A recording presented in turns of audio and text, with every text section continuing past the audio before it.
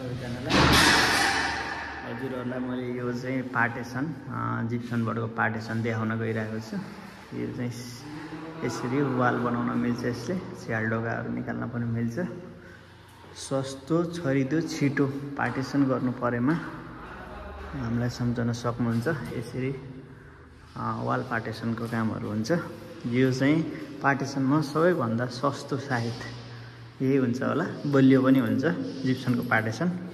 यसको तल स्कर्टिङहरू लाग्छ। अनि यता चाहिँ मैले तपाईँलाई यसलाई फ्रेम देखाउँदैछु। यसरी फ्रेम स्ट्रक्चर बन्छ। अब यसमा होराइजन्टल रोमा च्यानल हाल्ने बाँकी छ। यसरी वाल पार्टिसनहरू गर्नु पऱ्यो भने हामीलाई सम्झाउन सक्नुहुन्छ, तपाईँले देख्न सक्नुहुन्छ। यसरी यो सिमेन्ट बोर्ड चाहिँ हामीले यहाँ तल 2 इन्चको स्कर्टिङ गरेर यसरी नै लगाइन्छ।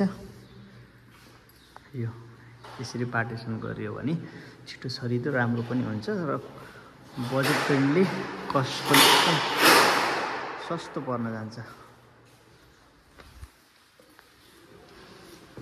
देख्न सक्नुहुन्छ यो वालहरू चाहिँ हामीले जिप्सन बोर्डको गराइएको छ।